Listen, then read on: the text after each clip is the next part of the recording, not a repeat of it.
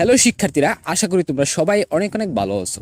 গুচ্ছে 24টি বিশ্ববিদ্যালয়ের subject choice কার্যক্রম ইতিমধ্যে সমাপ্ত হয়ে গিয়েছে। তোমাদের চয়েস লিস্ট তোমরা যেভাবে সাজিয়েছো এবং তোমাদের যত মার্ক রয়েছে সেই মার্কের উপর ভিত্তি করে কিন্তু প্রথম মেরিট প্রকাশ করা হবে। প্রথম মেরিটে সবাই কিন্তু চান্স পাবে না। অনেকেই দ্বিতীয় মেধা তালিকায় চান্স পাবে, অনেকেই আবার তৃতীয় মেধা তালিকায়, আবার অনেকে চতুর্থ মেধা তালিকায় চান্স পাবে।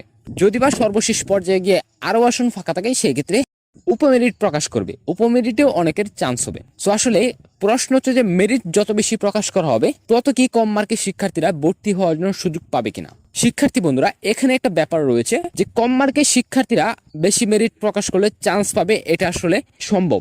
কারণটা তোমাদেরকে বলি যে অন্যান্য পাবলিক বিশ্ববিদ্যালয়ে ভর্তি হওয়া অনেক শিক্ষার্থী কিন্তু এই গুচ্ছে তোমার পরীক্ষা দিয়েছে, বা সামনে তোমার কৃষি গুচ্ছ রয়েছে। কৃষি গুচ্ছে যারা ভর্তি পরীক্ষা দিবে তাদের অনেকেই কিন্তু এই গুচ্ছ অধিভুক্ত 24টি বিশ্ববিদ্যালয়ে ভর্তি পরীক্ষা দিয়ে কৃতকার্য হয়েছে।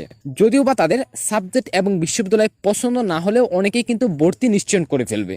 এবং সামনে যেহেতু তোমার কৃষি গুচ্ছ রয়েছে এবং কৃষি গুচ্ছতে ভর্তি পরীক্ষা দেওয়ার পর তারা যদি ওইখানে এই বিশ্ববিদ্যালয়গুলো থেকে ভালো একটা সাবজেক্ট পেয়ে যায়, সেক্ষেত্রে কিন্তু তারা ভর্তি বাতিল করে পরবর্তীতে কিন্তু কৃষি গুচ্ছের বিশ্ববিদ্যালয়গুলোতে ভর্তি হয়ে যাবে। সেই ক্ষেত্রে কিন্তু তোমার আসন ফাঁকা হবে। যদি লম্বা মেরিট পর্যন্ত শিক্ষার্থী ভর্তি নেই তাহলে একদিকে শিক্ষার্থীরা যথেষ্ট সময় পাবে এবং অন্যদিকে যদি মেরিট কার্যক্রম চলমান থাকে সেক্ষেত্রে কিন্তু পরবর্তীতে কোনো শিক্ষার্থী যদি তোমার ভর্তি বাতিল করে চলে যায় তারপর কিন্তু ওই আসনে কিন্তু পরবর্তী মেরিটে কিন্তু অপেক্ষামান তালিকায় থাকা শিক্ষার্থীরা কিন্তু ভর্তি হওয়ার জন্য সুযোগ পাবে। এই শিক্ষাবর্ষে তোমার গুচ্ছ অধিভুক্ত 24টি বিশ্ববিদ্যালয়ে প্রাথমিকভাবে তোমার 4টি মেরিট প্রকাশ করা হবে।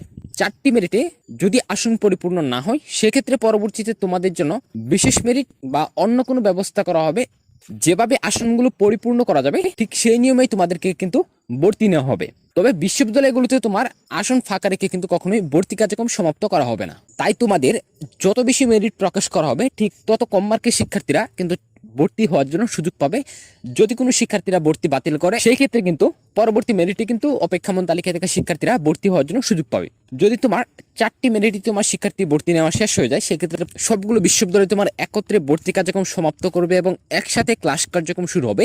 সেই ক্ষেত্রে সকল বিশ্ববিদ্যালয়ের ভর্তি কার্যক্রম কিন্তু একসাথে শেষ হয়ে যাবে। পরবর্তীতে কোনো বিশ্ববিদ্যালয় থেকে যদি কোনো শিক্ষার্থী ভর্তি বাতিল করে অন্য কোনো বিশ্ববিদ্যালয়ে চলে যায় কোনোভাবেই পরবর্তীতে কিন্তু আর শিক্ষার্থী ভর্তি নেওয়া হবে না। তো সেই জন্য তোমার যদি একটু লম্বা সময় ধরে তোমার ভর্তি কার্যক্রমটা চলমান থাকে সেক্ষেত্রে অনেক শিক্ষার্থী যদি তোমার ভর্তি কার্যক্রম বাতিল করে বা বিশ্ববিদ্যালয় ছেড়ে চলে যায় পরবর্তীতে ওই সকল বিশ্ববিদ্যালয়ে তোমার অপেক্ষামান তালিকা থেকে শিক্ষার্থীরা ভর্তি হওয়ার জন্য সুযোগ পাবে।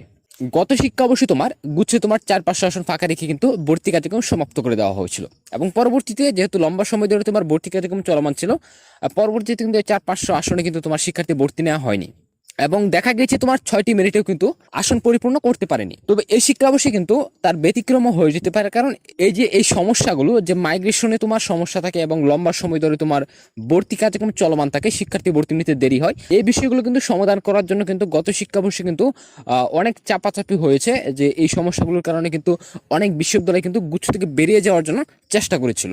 তো এই শিক্ষাবর্ষে আশা রাখা যায় যে এই সমস্যাগুলো সমাধান করে ফেলতে পারে এবং এই সমস্যাগুলো এবং দেখা গেল যে তোমার 4টা মেরিটে যদি তোমার বিশ্ববিদ্যালয়গুলো আসন পরিপূর্ণ করে ফেলতে পারে পরবর্তী কিন্তু 5 নম্বর বা 6 নম্বর মেরিট প্রকাশ করার কোনো প্রশ্নই আসে না এবং 4টা মেরিটের প্রকাশের পর যখন আসন পরিপূর্ণ হয়ে যাবে পরবর্তীতে যদি কোনো আসন ফাঁকা হয় সেক্ষেত্রে আর ভর্তিও নেওয়া হবে না।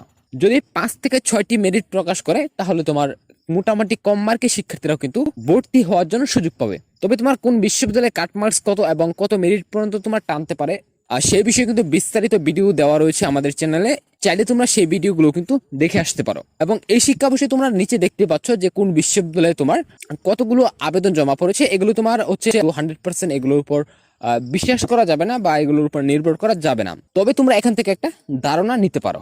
সো শিক্ষার্থীরা, এই ছিল তোমার আজকের মতো ভিডিও। যদি তোমার লম্বা মেরিট পর্যন্ত শিক্ষার্থী ভর্তি নেয় সেক্ষেত্রে তোমার কম মার্কের শিক্ষার্থীরা কিন্তু চান্স পাবে। যদি খুব দ্রুত সময়ের মধ্যে ভর্তি কার্যক্রম সমাপ্ত করে ফেলা হয় সেক্ষেত্রে পরবর্তীতে কোনো শিক্ষার্থী ভর্তি বাতিল করলে আর কোনো শিক্ষার্থী ভর্তি হতে পারবে না, সেক্ষেত্রে অপেক্ষামান তালিকায় কম মার্কের শিক্ষার্থীরাও আর চান্স পাওয়ার কোনো সম্ভাবনা থাকবে না। তাই লম্বা মেরিট পর্যন্ত শিক্ষার্থী ভর্তি নিলেই তোমাদের জন্য ভালো হবে। তো আশা করি পুরো বিষয়টা তোমরা বুঝতে পেরেছো। যদি ভিডিওটা ভালো লাগে ভিডিওতে অবশ্যই একটা লাইক করবা, চ্যানেলে নতুন হয়ে থাকলে অবশ্যই চ্যানেলটি সাবস্ক্রাইব করে দিবা। তো শিক্ষার্থীরা, আজকের মতো এ পর্যন্তই, দেখা হচ্ছে তোমাদের সাথে আগামী নতুন কোনো ভিডিওতে। ততক্ষণ পর্যন্ত সবাই ভালো থাকো, সুস্থ থাকো।